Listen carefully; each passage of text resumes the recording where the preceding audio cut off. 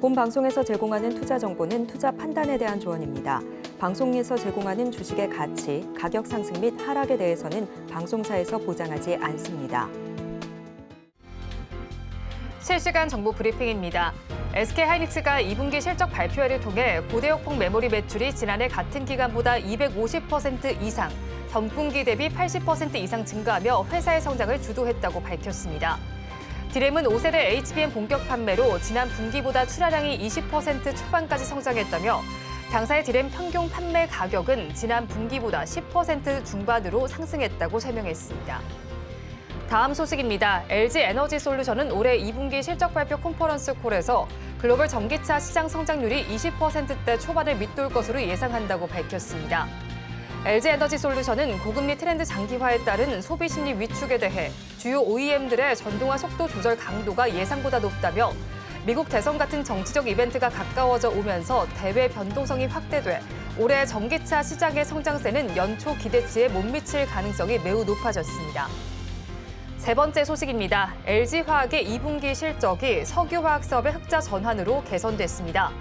여전히 업황 악화가 실적을 짓누르고 있지만 3대 신성장 동력을 중심으로 경쟁력을 제고해 나간다는 방침입니다.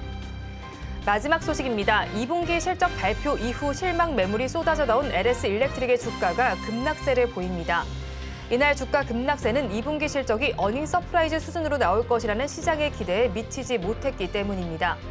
최근 추세를 회복하나 싶었던 전력기기주 전반에 제동이 걸릴 것으로 보입니다.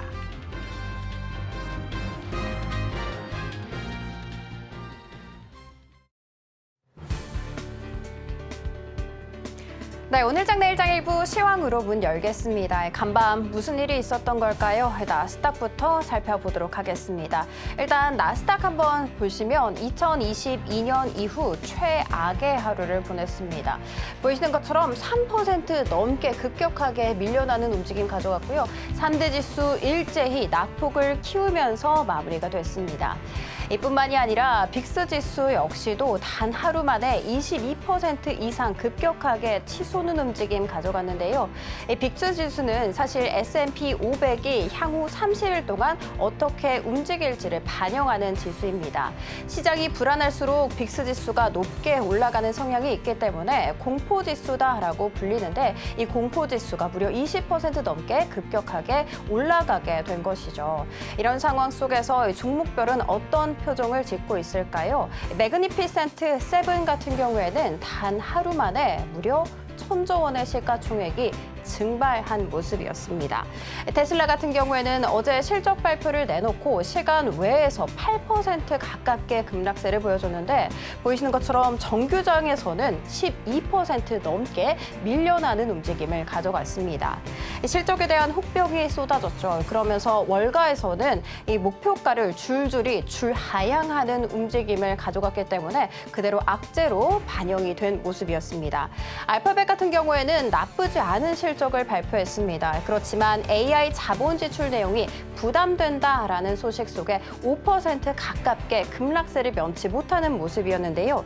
이 알파벳의 AI 자본 지출 부담이라는 것은 사실 기업들이 AI에 대해서 투자를 조금 줄일 수도 있겠다라는 우려감을 키웠고요. 당연히 반도체 주들에게는 악재로 작용할 수밖에 없었습니다. 이로 인해서 엔비디아 같은 경우에는 AI 대장주라고도 불리죠. 이뿐만이 아니라 테슬라가 자체 칩을 개발한다라는 이슈까지 함께 받으면서 거의 7% 가깝게 밀려나는 움직임 가져갔습니다. 자, 이렇게 피바다로 빨갛게 문든 미국장이었다면 우리 증시는 어떻게 흘러가고 있을까요?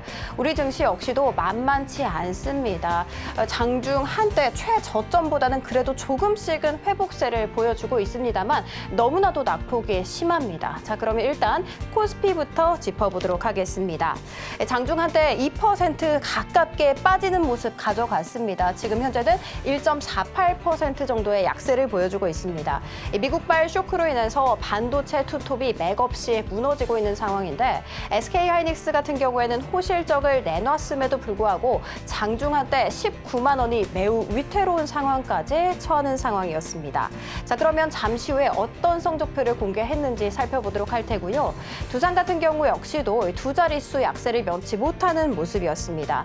최근에 지배구조 개편 소식을 전한 바가 있었는데 오늘 금융당국이 증권 신고서 정정을 요구했다라는 소식 속에 여기에 제동이 걸리는 게 아니냐라는 우려의 목소리가 커졌고요. 두산그룹주 일제히 약세를 보여주고 있는데 잠시 후 본 방송 통해서 조금 더 자세히 확인하시기 바랍니다. 자, 그러면 수급으로 이동을 해보도록 하겠습니다. 외국인 같은 경우에는 어제에 이어서 오늘도 매도세를 보여주고 있습니다. 그리고 현재 삼성전자를 가장 많이 순매도하고 있는 것으로 나타났고요. 기관 역시도 매도로 대응을 하고 있습니다. 자, 그러면 코스닥으로 이동을 해보도록 하겠습니다. 코스닥 같은 경우에는 장중 한때 800선이 강하게 무너져 내리는 모습이었습니다. 그래도 지금은 현재 802선을 지나가고 있습니다. 다행히 상승부를 켜내고 있는 쪽은 우크라이나 재건 쪽이었습니다. 우크라이나 외무장관이 러시아와 직접 대화를 준비 중이다라는 소식이 전해졌기 때문입니다. 반면에 위메프와 티몬 같은 경우에는 지금 현재 정산을 하지 못하고 있다라는 이슈가 들려왔습니다. 이 같은 소식 속에 여행주들이 급락세를 면치 못하고 있는데요. 사실 여행사들이 직격탄을 받고 있습니다. 지난 6월부터 정산금을 받지 못해서 지난주부터 시작해서 여행 상품 판매를 금지하고 있다고 합니다. 중단했다라는 소식까지 전해졌습니다. 자, 그러면 이런 상황 속에서 수급은 어떻게 흘러가고 있는지 살펴보도록 하겠습니다. 기관 같은 경우에는 3거래일 연속해서 순매수세를 보여주고 있고요. 어제에 이어서 오늘도 알테오젠을 가장 많이 순매도하고 있습니다. 반면에 외국인 같은 경우에는 양시장에서 모두 매도로 대응을 하고 있습니다. 자, 그러면 실적 발표 이어서 가보도록 하겠습니다. SK하이닉스가 오늘 장 시작 전에 실적 발표를 내놨는데요. 2분기 매출 분기 기준 역대 최대를 달성했습니다. 꽤 좋았다라는 생각이 딱 드실 것 같은데 조금 더 디테일하게 한번 뜯어보도록 하겠습니다. 매출액에 있어서는 사실 2023년 2분기에 7조 가량이었거든요. 그런데 여기에서 무려 124% 이상 크게 증가한 16조 4,200억 원대를 기록하게 된 것입니다. 영업이익은 더 좋았습니다. 영업이익 같은 경우에는 2023년 2분기 거의 3조가량 적자를 면치 못하는 상황이었는데 여기에서 큰 폭으로 개선됐고 또 흑자 전환하는 데 성공을 하면서 5조 4천억 원 정도를 기록하게 됐습니다. 그리고 실제로 5조 원대의 영업이익을 기록했던 것은 2018년 그러니까 6년 만에 처음 있는 일이고요. 2018년 같은 경우에는 슈퍼 호황기였다는 점까지 참고해 주시면 좋을 것 같습니다. 그런데 지금 SK하이닉스 너무나도 맥없이 무너져 내리고 있습니다. 그 이유는 제가 생각했을 때 한 두 가지 정도를 들 수 있을 것 같은데 첫 번째 이유는 너무 날을 잘못 잡아서 그리고 두 번째 이유는 시장에서는 슈퍼 어닝 서프라이즈를 기대했는데 그냥 어닝 서프라이즈여서라고 볼 수가 있을 것 같은데요. 시장 예상은 사실 5조 2천억 원 정도를 예상을 했습니다. 그런데 이것을 아주 조금만 소폭만 상회를 하게 된 것이죠. 6조가량을 넘었으면 훨씬 좋지 않았을까라는 이런 모습까지 반영이 됐습니다. 자, 그러면 조금 더 매출에 있어서 디테일하게 한번 살펴보도록 하겠습니다. 매출 같은 경우에는 디램과 낸드 평균 판매 단가가 상승하게 됨에 따라 전분기 대비해서 32%가량 오름세를 보인 것으로 나타났습니다. 일단 낸드부터 한번 살펴보도록 할게요. 이 낸드 아픈 손가락이다라고 많이 불렸는데 이제는 아닌 것 같습니다. 두 개 분기 연속해서 흑자 전환하는 데 성공을 한 바가 있고요. 그리고 평균 판매 단가 같은 경우에는 QOQ 기준으로 10% 중후반의 강한 상승세를 보여줬습니다. 사실 평균 판매 단가 같은 경우에는 지난 4분기부터 계속해서 꾸준히 우상향을 하고 있다는 것이 굉장히 특징적이었고요.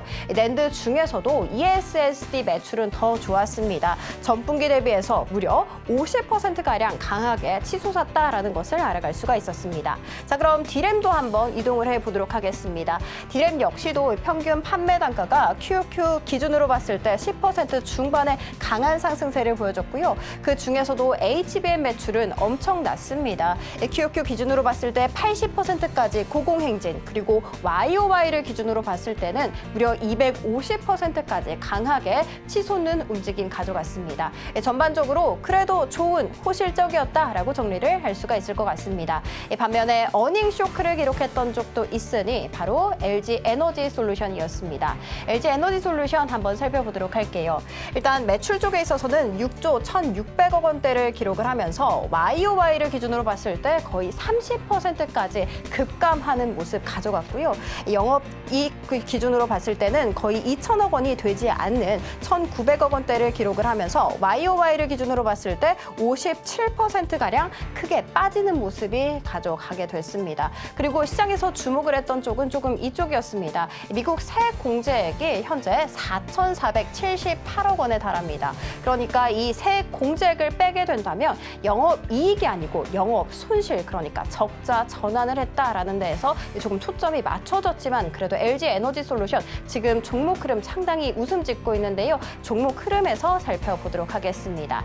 자, 일단 반도체 투톱 같은 경우에는 맥없이 무너져 내리는 모습입니다. SK하이닉스는 장중 한때 19만 원까지 터치했는데 그래도 지금 조금은 회복세가 나오는 모습이고요. 삼성전자 역시도 8만 원까지 터치해 나왔습니다만 지금 조금씩은 회복세를 보여주고 있습니다. 반면에 워닝 쇼크를 나눴던 LG 에너지 솔루션 같은 경우에는 전형적인 전약 후강의 흐름을 가져가고 있습니다. 3%대 상승. 참고로 LG 에너지 솔루션 같은 경우에는 어제 사상 최저가를 기록했다는 점 체크해드리도록 할 테고 에코프로비엔과 에코프로 모두 다 상승부를 켜내고 있습니다. 자, 이렇게 시황 살펴봤고요. 남은 오후장도 저희와 함께 하시면서 현명한 투자 전략 세워가시기 바랍니다. 지금까지 시황센터 장은이었습니다.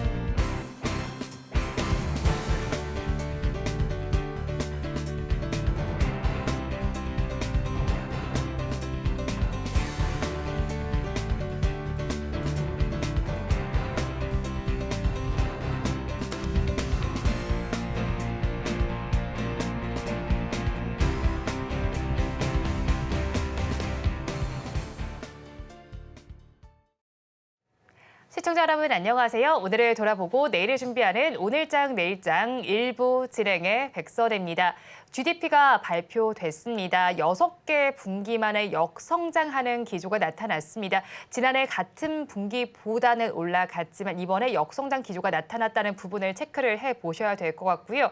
우리 양대 시장은 역시나 낙폭을 면하지 못하고 있습니다. 미국 지수의 영향을 받은 것으로 보입니다.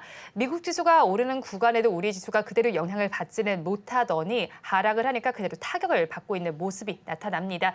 실적 발표도 속속들이 나오고 있습니다. SK하이닉스와 LG 에너지 솔루션 그리고 LS 일렉트릭이 실적 발표를 했고 현대차의 실적 발표도 앞두고 있는 상황입니다. 실적 발표에 따라서도 주가가 움직이고 있지만 실적보다는 대내외적인 이슈로 조금 더 주가가 반응하는 것으로 풀이가 되고 있습니다. 어떤 이야기들이 있을지 저희 방송 통해서 하나하나 다 챙겨가 보시기 바랍니다.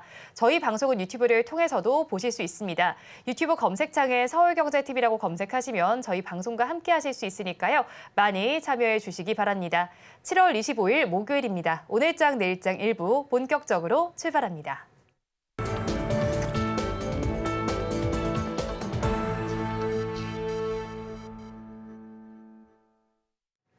오늘도 두 분과 함께 수익이 될 만한 뉴스를 꼽아서 전해드리겠습니다. 이지스탁의 이지은 대표, 기업공시연구소의 변영인 대표와 함께합니다. 어서 오세요. 네, 반갑습니다. 안녕하세요. 네, 오늘은 먼저 실적 이야기로 문을 열어봐야겠습니다. 앞서서 캐스터가 브리핑을 해주기도 했는데 SK하이닉스의 실적 이야기를 해보겠습니다. 장 시작 전에 실적이 발표됐습니다. 실적은 일단 기대치를 충족은 했습니다만 시장의 눈높이를 맞추지 못했다 이런 걸로 좀 해석을 해봐야 되는 건지 주가가 하락으로 반응을 하고 있습니다. 오늘 일단 실적 어떻게 보셨어요? 네, 우선 뭐 지난주에 미국 증시의 기술주 실적 발표 ASML이라든가 뭐 TSMC가 실적 발표를 했을 때까지만 하더라도 일단 뭐 실적의 내용은 나쁘지 않았는데 이 다음 분기의 가이던스가 시장의 어떤 전망치를 좀 미흡했다. ASML은 그게 좀 이유였고 TSMC는 3분기 가이던스가 상향됐음에도 불구하고 트럼프가 사실 TSMC가 보조금을 받아서 막대한 이윤을 대만으로 가져가면 안 된다 이런 메시지 때문에 좀 부정적인 이슈가 이 수급의 어떤 억제 요인으로 좀 작용을 했었고요. 이번 주 양상에서는 알파벳이 비교적 좀 양호한 실적 발표를 좀 했는데 내용을 좀 보니까 AI 부문의 투자 확대 부분이 고정비 부담 이슈로 좀 더 작용이 되면서 알파벳의 어떤 실적 추정치가 다음 분기에 조금 이 이익이 훼손될 수 있다라는 어떤 우려감들 이 부분 때문에 사실 기술주가 하락하게 된 배경으로 좀 작용을 했었는데 이게 우리 증시에는 이 영향이 좀 너무 과하게 좀 반영된 측면이 있지 않나라고 보고 있습니다.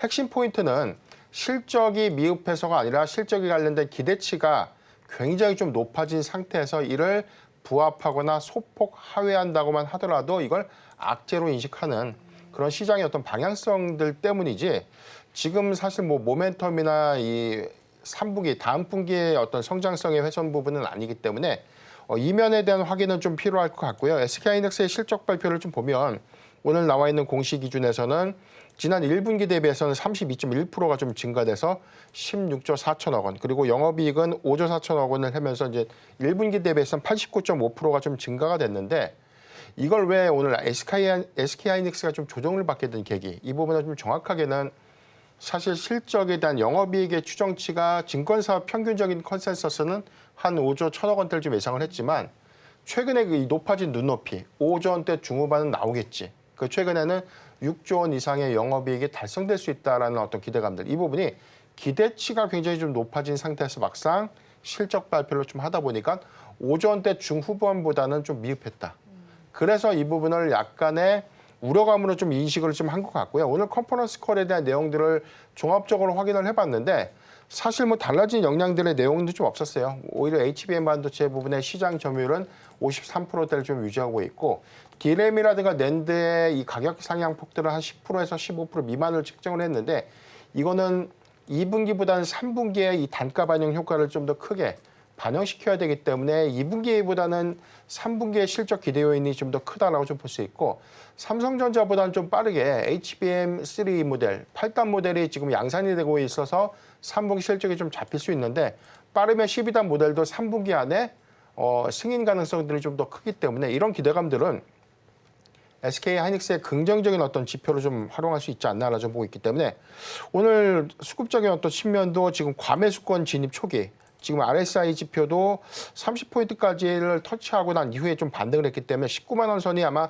30포인트를 좀 저는 보고 있거든요. 이 부분을 딛고 반등을 좀 했기 때문에 기술적으로는 지지를 좀 했다라고 저는 평가를 해보고 싶고요. 오늘 과대 낙폭 부분은 두려워할 수 있는 구간보다는 저는 매수의 기회를 좀 활용할 수 있는 구간이다라는 점 기억하면 좋을 것 같습니다. 네, SK하이닉스의 과대 낙폭을 매수의 기회로 활용을 해보자 이렇게 정리를 해주셨는데 그렇다면 만약에 반도체 대표주 단에서 골라본다면 지금 구간에서는 SK하이닉스의 주가가 조금 더 매력적일까요? 삼성전자의 주가가 조금 더 매력적일까요?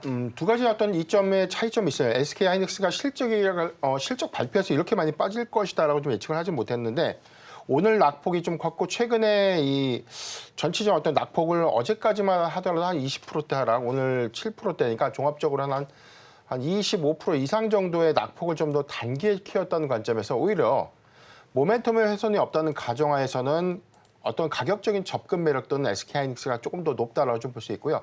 다만 다음 주에 삼성전자의 31일 확정 실적 발표를 앞두고 있는데 여기선 실적 기대치들을 우리가 다 확인을 했지만 여기서 실적 컨퍼런스 콜, 그래서 3분기에 관련된 콜 테스트가 과연 어떻게 될 것인가, 이 부분이 관전 포인트고 지금 시장에서는 HBM3 모델이 양산이 된다 안 된다, 공급을 하고 있다 아직은 아니다, 뭐 이런 약간 어떤 의견들이 좀 더 분분하기 때문에 정확한 부분은 삼성전자가 여기서 아마 하반기의 어떤 전략이라든가 콜 테스트 승인에 관련된 어떤 부분들을 공개하지 않을까라고 좀 보고 있기 때문에 만약에 삼성전자가 HBM3 모델의 8단 모델, 이게 콜 테스트에서 최종적으로 승인이 좀 됐다면 SK하이닉스가 노이즈 이슈 때문에 일시적인 추가 하락으로 좀 이어질 수 있는 가능성은 좀 있는데 그 폭은 전 제한적이다라고 봐요. 이렇게 많이 빠지기보다는 소폭의 좀 제한적인 어떤 영향들은 좀 있겠지만 결론은 같다예요. 실적이 주는 효과들, 실적이 3분기와 4분기까지 관련된 기대 요인들을 감안해 봤을 때는 조정 이후에 상승폭들은 좀 더 커질 수 있다. 이 점을 기억하면 좋을 것 같습니다. 네, 두 종목에 대한 의견 모두 들어봤을 감 투자 의견에 참고를 해보시면 좋겠습니다. 또 어제 실적을 발표된 LG이노텍 이야기로 넘어가 보겠습니다. 시장의 전망치를 뛰어넘는 실적을 발표했는데 오늘 장에서는 하락으로 반응을 하고 있습니다. 어떤 요인이 작용했을까요, 대표님? 일단은 LG 그룹주들 좀 전반적으로 분위기가 그렇게 좋지는 못한 것 같아요. 그리고 그걸 떠나서 오늘 BH라는 종목도 좀 많이 밀리고 있는데 일단 시장의 이슈 때문에 결과론적으로는 시장에서 실적이 아까 앞에서도 말씀을 해주셨지만 이제 실적이 좋아. 근데 너무 좋아야 된다는 거죠. 그만큼 눈높이와 기대치가 너무 올라가 있는 상황이라서 최근 들어서 LG 이노텍이 바닥권에서 이렇게 올라올 수 있었던 거는 분명히 실적 때문이었어요. 올해 전체적인 실적, 영업이익 너무 좋을 거고 기대감적인 측면으로 또 재료가 없는 것도 아니다 보니까 바닥권에서 강한 상승세가 나왔지만 지금 꽤 단기적으로 하락폭을 계속 키워나갔고 오늘은 60일선까지 기점까지 쭉 밀려버렸는데 저는 일단은 갖고 계시는 분들, 보유하고 계시는 분들도 많이 계실 것 같아서 좀 말씀을 드리면 중기적으로는 충분히 성장에 대한 모멘텀이 있다라고 생각이 들고 있고 다만 오늘 굉장히 중요한 시기인 것 같아요. 오늘 과연 60일선 기점으로 해서 지지 흐름이 나오고 반등 탄력이 조금이라도 나와줄 수 있을까? 이게 보유하신 분들이 가장 살펴봐야 될 키포인트라고 생각이 들고요. 통상 2분기는 이제 아이폰 9월 달에 출시가 되다 보니까 지난 아이폰 15가 출시가 되고 나서 이제 2분기가 되면 비수기, 밸류체인 기업들이 보통은 비수기라고 불리는데 아이폰 15의 인기가 괜찮았습니다. 중국에서 할인을 했고요. 그리고 유럽에서 그래도 잘 팔리는 모습을 보여주면서 지금 밸류체인 관련돼서 좋았어요, 수익성이. 그래서 여기서 끝나느냐? 또 그게 아니죠. 지금 9월 달, 이번 9월에 아이폰이 AI를 탑재한 기능, 아이폰 16이 또 출시가 되는데 저도 개인적으로 굉장히 기다리고 있는 모델인 만큼 그만큼 교체 수요에 대한 부분들이 상당히 올라와 있는 상태이기 때문에 판매량에 대한 기대감 충분히 실려 있다라고 보고 있고요.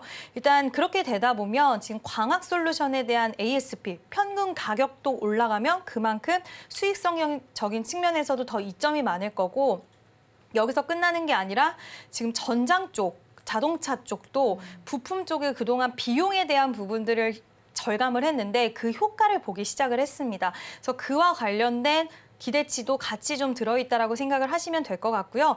향후에 폴더블 폰도 나올 수 있다라고 하더라고요. 네. 물론 아직까지는 확정적인 부분은 없지만 쭉 시간적인 여유로 봤을 때 2026년 폴더블 나올 수 있어? 그러면 그때까지도 기대감은 살아있을 수 있기 때문에 지금 최근 몇 거래일 동안 많이 밀려서 보유하고 계신 분들 걱정하실 수는 있으실 것 같아요. 그리고 만약에 60일선을 여기서 혹시라도 시장 이슈로 인해서 더 밀어버린다고 한다면 추가적인 하락폭은 나올 수 있겠지만 이 기업을 내가 단기적인 상승으로 수익을 내기 위해서 들어간 게 아니다 하시는 분들은 저는 중기적인 관점, 장기적인 관점으로는 좀 더 여력을 가지고 지켜볼 만한 필요가 있는 기업이다라고 정리를 해드릴 수 있을 것 같습니다. 네, LG 이노텍은 60일선 지지 여부를 살펴보셔야 될 것 같고 중장기적으로 바라보자 이렇게 정리를 해주셨는데 같이 언급을 해주셨던 BH의 경우에는 오늘 60일선을 하회하는 움직임이 나타나고 있다고 이 종목의 경우에는 대응 전략이 다르게 필요할까요?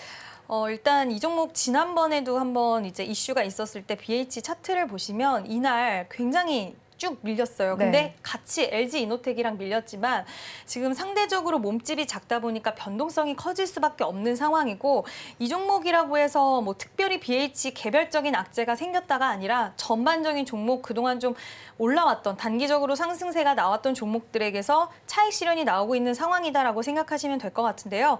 다만 다행인 건 뭐 거래량이 많이 실리면서 지금 이 종목들에 대한 메리트, 투자의 매력도가 떨어진 건 아니기 때문에 BH가 상대적으로 가볍기 때문에 더 많이 하락은 하긴 하지만 LG 이노텍이 말아 올려주면 같이 충분히 반등 탄력이 나올 수 있다. 그래서 너무 우려하실 필요는 없다라고 말씀드릴 수 있을 것 같습니다. 네, BH에 대해서는 너무 우려할 필요 없다라고 정리를 해주셨고요. 이어서 이제 폴더블 폰과 관련된 이야기도 조금 더 해보고 싶은데 아이폰에서 이제 애플에서도 폴더블 폰 출시 가능성이 있는 만큼 폴더블 폰과 관련된 종목군들도 지금 관심권에 바로 넣어보는 게 좋을까요? 일단은 폴더블 관련돼서는 지금 갤럭시 라인 쪽의 종목들이 시장에서 주목도가 좀 높아졌어요.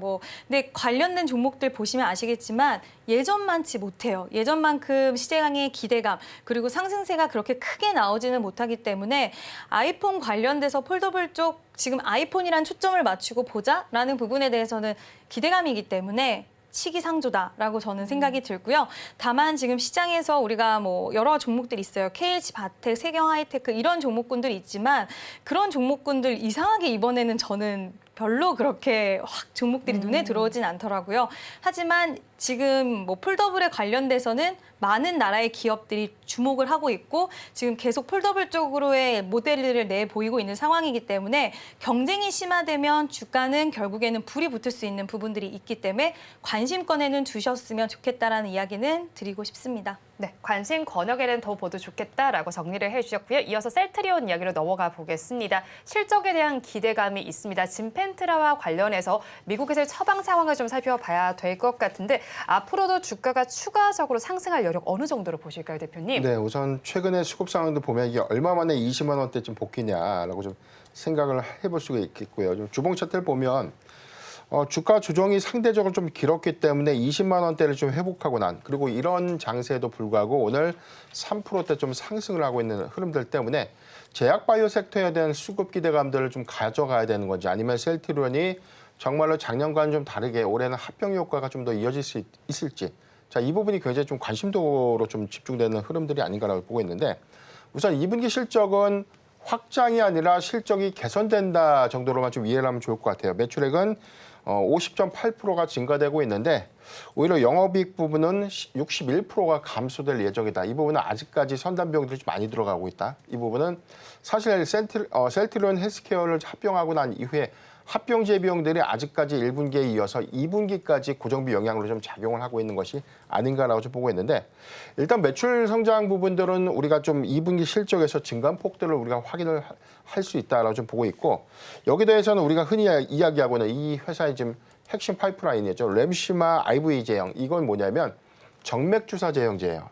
이 매출액이 전체적으로 한 1조 원대 시밀러로 지금 공급이 좀 되고 있고 SC 제형제로 전환돼서 출시됐던 유럽향 매출 부분은 약 3천억 원대로 좀 추정이 되고 있기 때문에 아마 연간 매출 기조로 보면 아직 IV 제형보다는 SC 제형제로서에 대한 이 판매량들은 더 증가가 될 수 있다는 점은 좀 참고하면 좋을 것 같습니다. 그리고 여기 더해서는 유럽향 전체 매출 포션이 한 75% 정도에 대한 시장 점유율을 좀 공략을 하고 있는데 여기 더해서 주요국의 승인 그리고 북미 시장이라는 아직 파이가 좀 남아있기 때문에 셀트리온이 여기서 갖는 이점들을 좀 고려를 해보면 오히려 이제 실적이 하반기에는 더욱더 개선될 수 있는 여지 이 부분은 중요한 포인트다라고 좀 보고 있고요.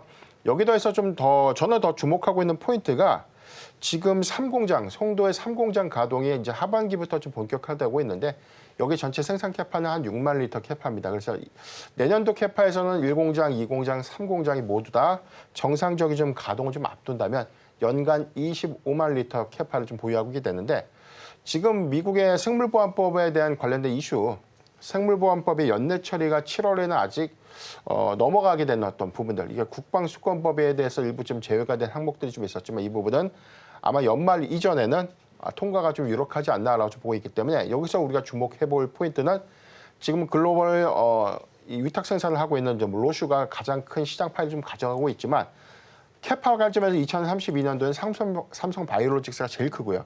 그다음에 이 낙수 효과는 셀트리온 역시 수용 효과가 좀 크다라고 볼 수 있기 때문에 만약에 생물보안법이 연내 통과가 되면 2년 이내 대규모 수주를 셀트리온도 이어갈 수 있다. 이 점을 우리가 좀 가장 크게 주목해볼 필요가 있지 않나라고 좀 보고 있기 때문에 저는 지금 구간에서 셀트리온의 오히려 확장성들을 하반기 기대치들 더 가져가도 좋지 않을까라고 좀 판단해봤습니다. 네, 셀트리온 오늘 시장이 좋지 못한 상황 속에서도 빨간불을 켜주고 있는데 앞으로의 확장성도 기대를 해보시면 좋겠습니다. 자, 그리고 제약 바이오주 일단 이번 달 들어서는 잘 가는 모습이 나타나긴 했는데 오늘 장에서는 좀 쉬어가긴 합니다만 그래도 최근에 조금 더 부각이 됐던 섹터 중에 하나가 저는 보톡스 쪽도 보이더라고요. 그 안에서 이제 휴젤이라는 이 종목은 글로벌 3대 톡신 시장인 3대 시장에 다 또 진출하는 최초의 기업이기도 하지 않습니까? 네, 일단은 2분기는 통상 미용 의료 시술이 굉장히 늘어나는 시기죠. 이제 방학도 있고 또 여름 맞이하면 뭔가 노출도 해야 될 것 같으면서 얼굴도 같이 좀 손을 봐야 될 것 같은 여성분들이 많이 계신데 일단 관련돼서 성수기를 맞이한 부분도 있지만 우리가 올해 상반기 수출에 대해서 보통 화장품 관련돼서만 좀 초점이 많이 맞춰져 있는데 일단 보톡스 관련된 보툴리늄 특신에 대해서도 수출액이 굉장히 좋았습니다. 일단 수출이 전년 대비해서 17% 정도 증가하는 모습을 보여줬고요. 그러니까 미국 특히 우리 이제 화장품도 미국이 좋았다라는 이야기 많이 하는데 역시나 보툴리늄 톡신도 미국 시장에서 호조세를 좀 나타냈다라는 부분이 체크해볼 만한 포인트라고 생각을 합니다. 특히 휴젤 같은 경우에는 다른 아까 말씀하셨지만 지금 우리나라 대웅제약이 미국에 먼저 나갔고요. 이번에 FDA 승인을 받으면서 보톡스로서 미국 시장에 제대로 침투를 하는 그런 기회를 맞이하게 됐는데 이 부분에 있어서 우리가 하나의 노이즈가 있을 수 있다고 발목을 잡을 수 있다라는 이슈가 있었습니다. 바로 메디톡스와 이제 지식재산권에 대한 분쟁이 있었는데 6월 달에 완전히 이제 결정적인 부분은 아니지만 10월 달에 최종 판결이지만 6월 달에 판결 부분이 나온 게 승기가 지금 휴젤 쪽으로 잡히는 모습이 나왔어요. 지식재산권 침해하지 않았다라는 이야기가 나오면서 10월 달에 최종적인 결과치도 휴젤 쪽에 유리하게 나올 수 있다라는 부분이 시장에서는 좀 긍정적으로 평가가 될 수 있는 또 하나의 체크 포인트라고 생각이 들고요. 일단 보툴리늄 톡신, 보톡스라고 쉽게 네. 얘기를 하면 일단 여성들이 특히 미국 시장 같은 경우에는 미용 의료기기도 많이 하지만 주사, 필러, 보톡스를 굉장히 많이 합니다. 근데 국내 내수뿐만 아니라 해외 시장에 진출을 이렇게 적극적으로 했다는 건 앞으로 가져갈 수 있는 수익성에 대한 측면에서 기대할 수 있는 룸이 많이 열려 있다라고 보시면 될 것 같고요. 여러 가지 이점들은 많겠지만 일단 실적 시즌이 왔기 때문에 특히 보툴리늄 톡신 같은 경우엔 비용이 많이 남아요. 균주만 한번 잘 찾아내면 대량 생산도 가능하고 다른 바이오 업체들처럼 신약을 개발하는데 인력과 시간이 들어가지 않기 때문에 기업들이 캐시카우로 선택하는 경우들이 많거든요. 근데 우리나라 관련돼서는 저는 지금 이 시기에는 대웅제약 그리고 휴젤 이 두 종목은 좀 관심 있게 보셔도 좋을 것 같다라고 말씀을 드리고 싶고요. 특히 휴젤 같은 경우에는 지금 63개국에 진출을 또 해 있습니다. 그래서 굉장히 많은 나라에서 활발하게 보톡스로서 활동을 하고 있기 때문에 지금 어려운 시장이지만 실적도 잘 나올 수 있고 또 어느 정도의 노이즈도 해결했기 때문에 휴젤 관심 있게 보시면 좋을 것 같습니다. 네, 보톡스와 관련해서 휴젤과 더불어 대웅제약까지 살펴보시면 좋겠다는 의견 주셨습니다. 이어서는 두산그룹주 이야기를 해보겠습니다. 로보틱스를 가지고 오긴 하셨는데 두산그룹주의 지배구조 개편이 일시 중단됐다는 이 이슈부터 좀 간략하게 다뤄봐야 네. 할 것 같아요. 시장이 좀 오인해 해석하는 부분들이 이런 것들인데 사실 뭐 두산의 지배구조 재편에 제동이 걸렸다 이렇게 좀 이 자극적인 좀 기사가 나왔죠. 공시를 보면 두산로보틱스 공시가 어제입니다. 정정신고서에 제출이고 여기서는 증권신고서 합병이고요. 그다음에 주식의 포괄적 교환 이전에 관련된 신고서가 정정명령을 부과받았는데 이 부분은 우리가 유상증자 대규모 유상증자 일반 공모 유상증자를 시작할 때 증권신고서의 미비사항들이라든가 기재사항들이 일부 누락이 됐을 경우에 금융감독원이 이러한 부분들을 잘 다시금 수정해서 제출하세요라고 하는 것이 정정명령에 부과합니다. 마찬가지로 증권신고서 합병에 관련된 신고서를 제출을 했고 여기에 관련돼서는 뭐 중요한 어떤 사항들, 기재사항에 관련된 오류라든가 아니면 뭐 부가적인 어떤 첨부 자료가 좀 미비했다든가 이런 것들은 일종의 이 합병 신고서를 처리하는 이 과정에서 발생될 수 있는 익히 좀 자연스러운 어떤 절차다라고 좀 이해를 하시면 되는데 한간에 뭐 시장에서 좀 오인하는 것처럼 두산 로보틱스의 합병 비율이 매우 잘못됐기 때문에 이 부분을 다시 좀 따져보세요. 그러니까 이 부분은 반은 맞고 좀 반은 틀리다. 저는 그렇게 보고 있어요.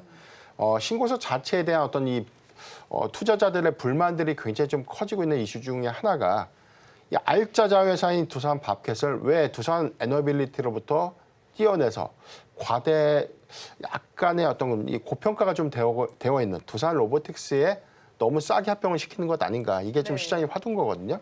그렇기 때문에 이게 투자자들의 불만은 좀 가장 큰데 금융감독원도 아마 이 합병 신고서를 좀 수리하는 과정에서 좀 부담이 있겠죠.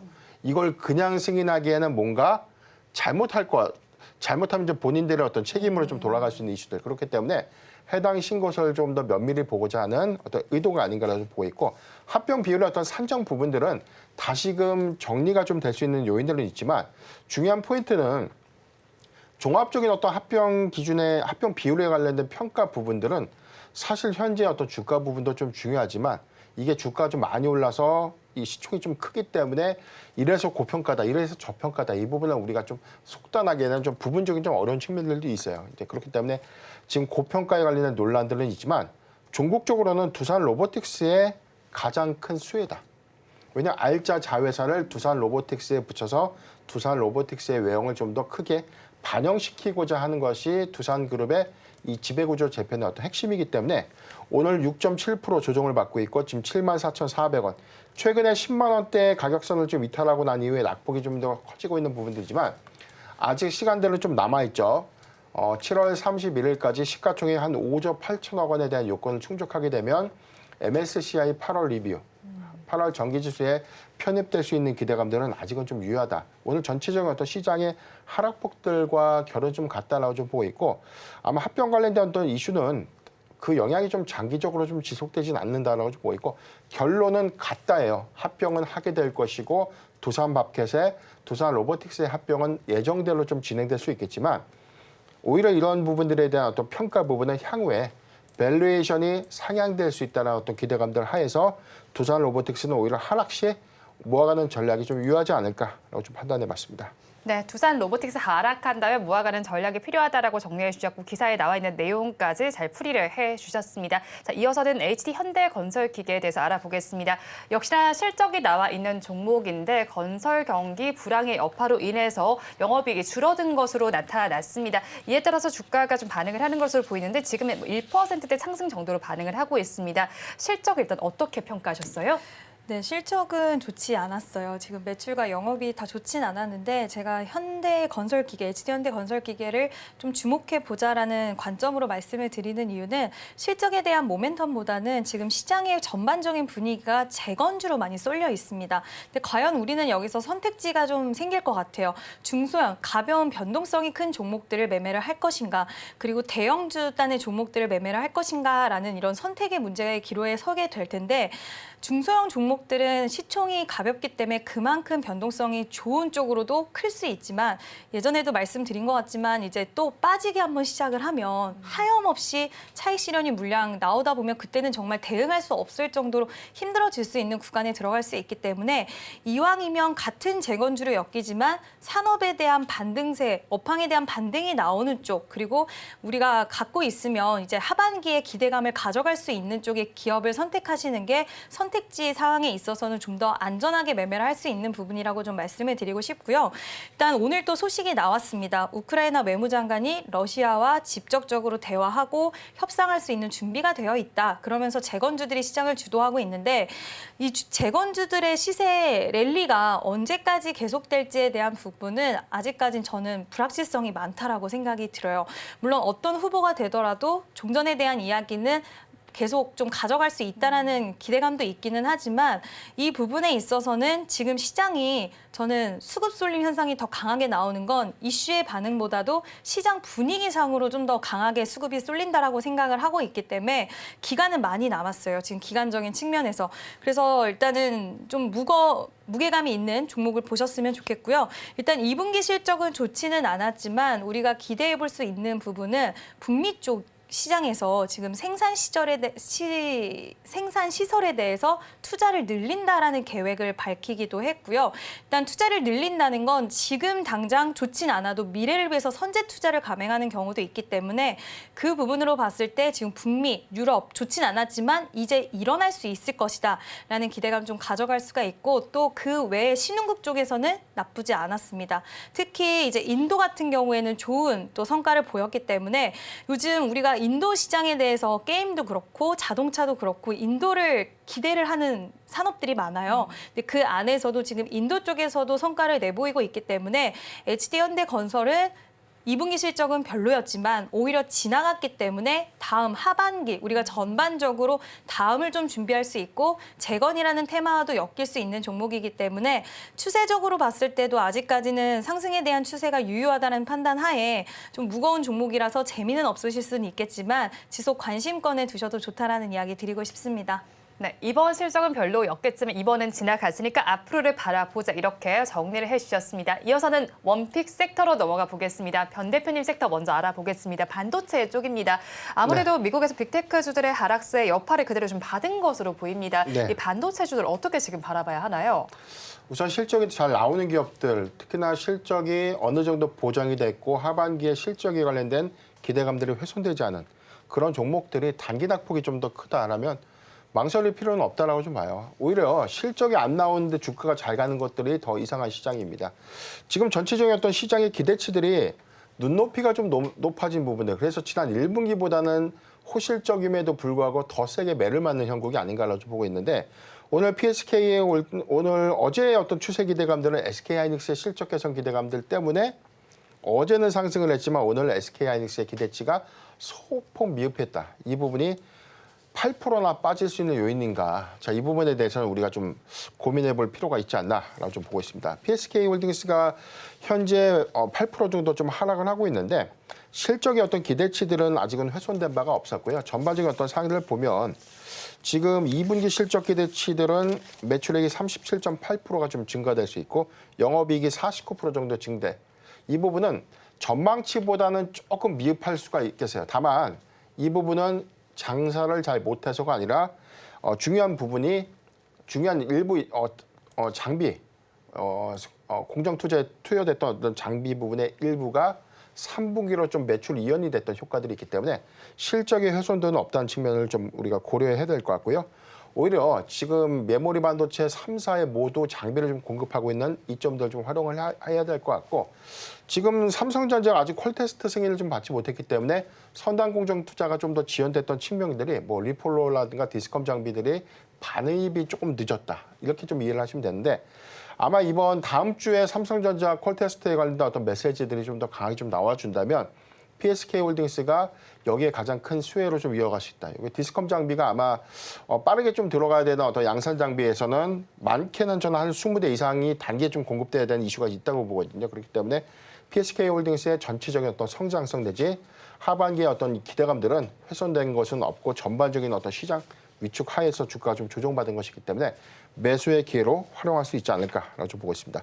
저는 매수가는 53,500원을 좀 제시를 했는데 지금 주가가 좀 소폭 좀 반등이 나왔기 때문에 현재 구간 53,800원 미만 분할 매수가 유효하다라고 좀 말씀드리겠고요. 목표가는 7만 원 그리고 손절가 46,000원을 제시해 드리겠습니다. 네, 원픽 종목 첫 번째 종목으로 PSK홀딩스 알아봤습니다. 이어서 이 대표님께서 가지고 있는 섹터도 알아보겠습니다. 게임 쪽입니다. 게임 그래도 요즘엔 조금씩 종목별로 봤을 때는 약간씩 살아나지 않나 싶은 종목들도 있더라고요. 최근의 추세 어떻게 보셨어요? 일단은 게임은 선택과 집중이 굉장히 중요할 것 같아요. 일단 게임들 중에서도 지금 모바일 쪽 시장은 중국과 터키, 신흥국 쪽에 우리가 좀 잡혔습니다. 왜냐하면 캐주얼하게 쉬운 게임들을 빠른 시간 안에 잘 만들어내는 이점을 가지고 있다 보니까 원래는 모바일 쪽 우리나라 시장이 강자였는데 이제 그쪽을 뺏겼고 지금 타겟을 하는 시장이 바로 콘솔과 PC 시장이거든요. 물론 콘솔과 PC 시장이 72조 규모의 시장인데 우리나라가 차지하고 있는 비율은 현재 1.5%밖에 되지 않아요. 그래서 미비한 비율을 가지고 있지만 네오이즈의 피해 거짓이 우리나라도 할 수 있다라는 것을 보여줬고 지금 오늘 시세 좀 잘 나오고 있는 시프트업의 스텔라 블레이드가 3일 만에 출시 100만 장 찍었습니다. 거기에 또 이어서 분위기 좋은 게 넥슨 게임즈의 퍼스트 디센턴트가 분위기 굉장히 스팀 매출 1위까지 하면서 좋은 분위기를 계속 이끌어주기 때문에 게임주 안에서도 우리가 선택 집중, 콘솔 게임 시장에도 진출할 수 있는 모멘텀을 가지고 있는가 그리고 진짜 인기를 가지고 있는 IP를 확보를 하고 있는가, 해외 시장에 대한 진출 모멘텀을 가지고 있는가 이런 것들 중심으로 좀 보시면 좋다라고 생각을 하는데 그렇기 때문에 시장에서 움직이는 종목들 보면 명확합니다. 시프트업, 그리고 크래프톤, 넷마블, 넥슨게임즈 그런 모멘텀이 있는 종목군들만 움직이고 있기 때문에 오늘은 그 안에서 종목을 좀 픽해드리고 싶다라는 생각이 들어서 넷마블이라는 종목 좀 소개를 해드리려고 하는데요.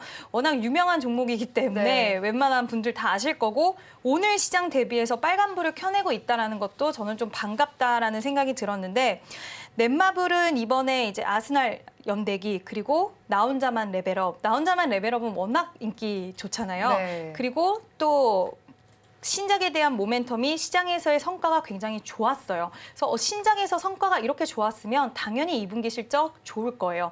근데 여기서 끝나는 게 아니라 하반기에도 신작에 대한 모멘텀 내 작품이나 출시가 되는데 지금 여기서 7개의 대제 키우기라는 게임이 그동안 인기가 많았던 IP이기 때문에 이 게임에 대한 기대감 충분히 또 시장에선 살아있을 거고 게임주들은 항상 문제가 됐던 게 인력에 대해서 인력비가 너무 많이 나가고 고정비가 지출이 너무 크다라는 인식이 있었지만 지금 대형 게임사들이 허리띠 졸라매기를 했고 성공하는 모습을 1분기 때 보여주는 기업들이 많았기 때문에 그 효과가 이번에도 지속될 거고 이번 연도 계속 좀 지속될 수 있을 거라고 보고 있고요. 그래서 일단 게임주들 전반적으로 분위기가 나쁘지 않기 때문에 저는 그 안에서 어저께 또 탄력이 나왔습니다. 그렇기 때문에 넷마블 한번 관심 있게 보셔도 좋지 않을까라는 의견을 드리고 싶습니다. 네, 그럼 가격 전략은 저희가 어떻게 잡아갈까요? 일단은 가격 전략 같은 경우에는 지금 64,000원 이하에서는 매수를 하시면 된다라는 이야기를 드리고 싶고요. 아직까지는 기회가 좀 있는데 목표가를 고민을 많이 했습니다. 최근 목표가를 보시기보다도 일단 좀 크게 우리가 지금 게임주들은 그동안 너무 많이 빠져있기 때문에 상방 룸에 대해서는 좀 여지가 많이 남아 있어요. 그래서 목표가는 저는 74,000원. 제시를 해드릴 수 있을 것 같고요. 일단 손절가를 고민을 정말 많이 했습니다. 손절가를 고민을 많이 했는데 일단 73,000원으로 목표가 제시를 해드리고요. 손절가 같은 경우에는 57,000원으로 약간은 좀 바트긴 하지만 시장 분위기가 불안전하기 때문에 너무 크게 잡기보다는 지금 상하방을 좀 타이트하게 잡고 대응하시는 게 맞지 않나라는 이야기도 같이 좀 드리고 싶습니다. 네, 원픽 종목 두 번째 종목으로 넷마블에 대한 의견까지 들어봤습니다. 두 분 말씀은 여기까지 듣겠습니다. 지금까지 기업공시연구소의 변영인 대표, 이지스탁 이지은 대표와 함께했습니다. 고맙습니다.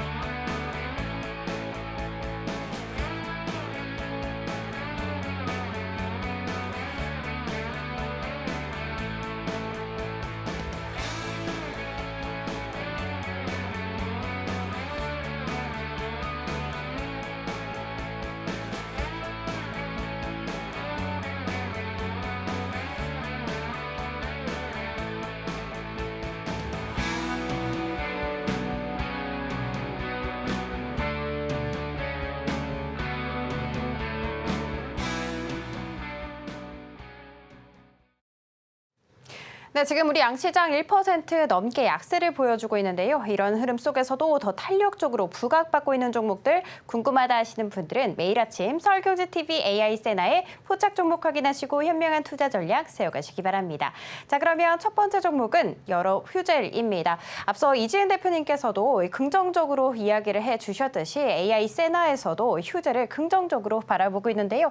일단 성적 같은 경우에는 실적과 차트가 85점 나왔고요. 수급은 75점 그리고 나머지는 80점 기록하면서 총 종합 점수 81점으로 포지션 가능하다라는 것을 알아갈 수가 있었습니다. 아시아 지역에서는 미용 관련 서비스에 대한 성장이 굉장히 두드러지고 있는데요. 휴젤의 관계자는 대만 톡신 시장 점유율을 20% 이상 차지를 하고 있는 휴젤의 신뢰를 앞으로 더 높여서 대만 시장 내 영향력을 확대할 것이다라고 이야기를 꺼내놨습니다. 자, 그러면 오늘 주가 흐름 어떻게 흘러가고 있는지 살펴보도록 하겠습니다.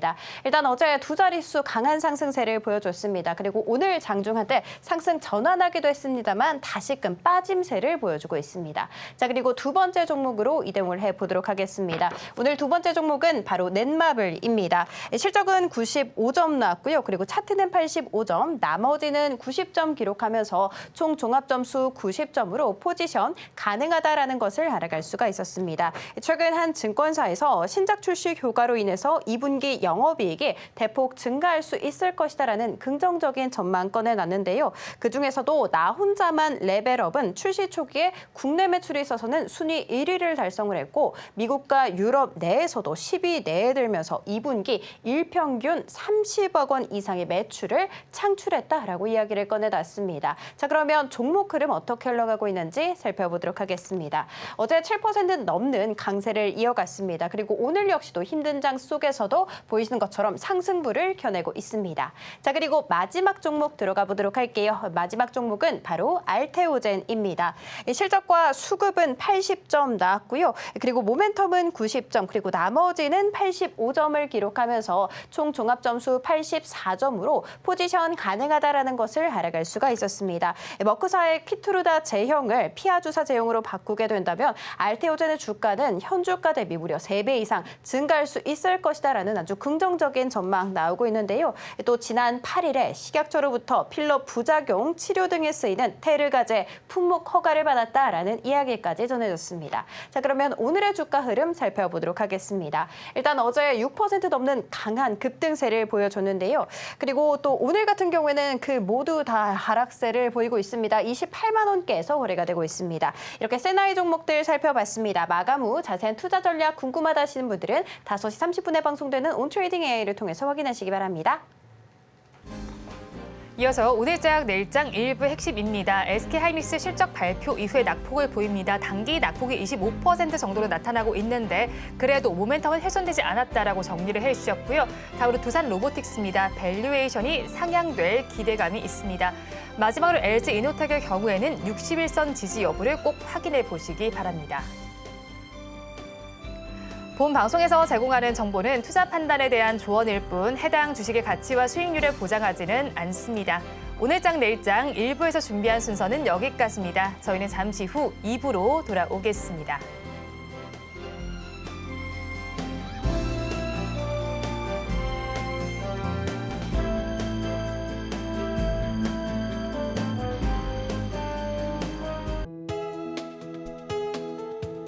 본 방송에서 제공하는 투자 정보는 투자 판단에 대한 조언입니다.